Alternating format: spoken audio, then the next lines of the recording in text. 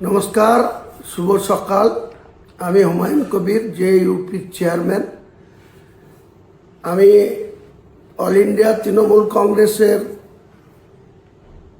সাধারণ সম্পাদক, লোকসভার তৃণমূল কংগ্রেসের পার্লামেন্টের দলনেতা সম্মানীয় অভিষেক বন্দ্যোপাধ্যায়কে বলছি, আপনি আমার জন্য নিদান দিয়েছেন যে মসজিদ করলে রাজনীতি ছেড়ে দিয়ে আমি যেন মসজিদ নিয়ে পড়ে থাকি। আমি আপনার কথা শিরোধার্য করব, মেনে নেব। আপনি আগে আপনার পিসিকে আপনার দলের চেয়ারম্যান পদ থেকে অবসর করান, অবসর নিতে বলুন, এবং আগামী 26-এর নির্বাচনে যেন নির্বাচনের কন্টেস্ট না করে বলুন।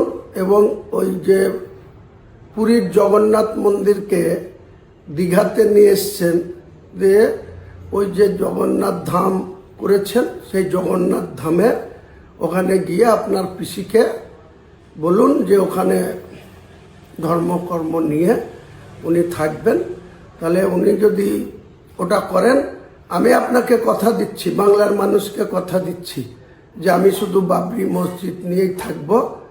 আর আমার দল, আমি যে চেয়ারম্যান, সেটা অন্য কাউকে দায়িত্ব দিয়ে আপনাদের দলগত বিরুদ্ধে আমরা রাজনীতি করব, আপনাদের ক্ষমতাচ্যুত করার জন্য রাজনীতি করব। আর আপনার যদি এত সাহস থাকে, জনসংযোগ থাকে, বাংলার নেতা হিসাবে অল ইন্ডিয়া তৃণমূল কংগ্রেসের সাধারণ সম্পাদক হিসাবে মানুষের প্রতি আপনার আত্মবিশ্বাস থাকে, তাহলে আগামী দিনে আপনি বাংলার মুখ্যমন্ত্রী প্রজেক্ট ক্যান্ডিডেট হন, ভবানীপুরে বা নন্দীগ্রামে, যেখানে খুশি হন।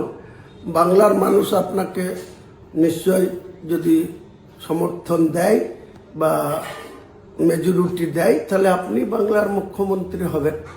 আর এসব না করে আপনার পিসি মন্দির করে বেড়াবে, জগন্নাথ ধাম করে বেড়াবে, দুর্গায়ন করবে সরকারি টাকায়, হিডকোর টাকায়। এই 29 তারিখে আবার আপনারা 260 কোটি টাকার, আপনার পিসির ওটা ব্যক্তিগত সম্পত্তি না, 30 হরিশ চ্যাটার্জি স্ট্রিটের সম্পত্তি না।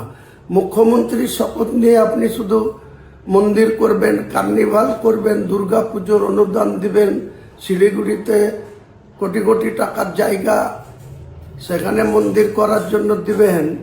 আর আমাকে আপনি পরামর্শ দিচ্ছেন, নিদান দিচ্ছেন।